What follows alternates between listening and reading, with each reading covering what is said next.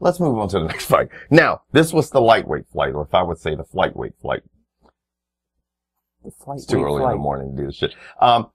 Ross Pearson versus Melvin Guillard. Ross Pearson versus Melvin Guillard. Ross Pearson versus Melvin Guillard. It ended up kind of like George and I had called it, actually. Fast and furious, lots of action back and forth, and then somebody got a little too frisky with the knees. Now, Pearson, hits Guillard, takes him down, flips him, takes him to the ground. Guillard, being very athletic, escapes, gets up, gets Pearson against the cage. Okay? He throws one knee, and it hits Pearson in the side, right here.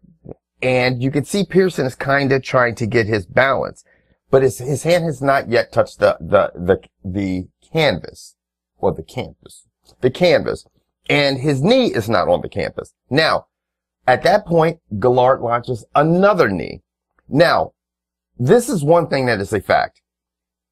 Two facts. One, Pearson's hand was on the canvas when Guillard's knee finally hit his head, but when Guillard launched that knee, it was not. So he's looking, and he's just boom, and reaction throwing the other knee, and Pearson's kind of coming down, like falling down, to almost gain his balance. I don't even think he was trying to make the play like, hey, I'm going to put my hand down so he can't throw this knee. I just think he was trying to catch his fucking balance. He was off balance.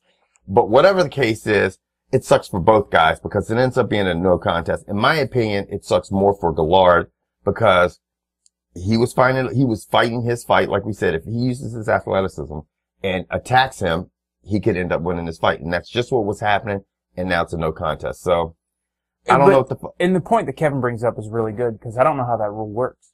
If I'm on the mat and you go to throw the knee and I see you are, and then I put my other point down because what's it, 3 points? Yeah. So if you have 3 points of contact on the mat, 2 knees and a hand, 2 hands and 1 knee. If you're a human tripod. Right. You cannot get hit in the head with a knee. So, like he said, now, if my hand is going down and my hand hasn't hit the mat yet and you throw the knee, how does that work? Right. Because he has already launched the knee, and at the time, in his mindset, he's thinking, I'm throwing another knee because he does not have 3 points now. Now, by the time, in that split second, by the time the knee catches him in the head, it's gone down. Now, maybe you have to think, okay, he's in a position where by the time the knee hits him, he's going to have 3 points now.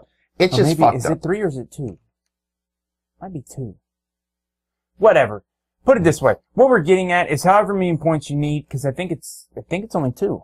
Believe me, someone will correct us. Right. They'll tell us. Well, no matter. You two monkeys don't know shit about MMA. Yeah, whatever.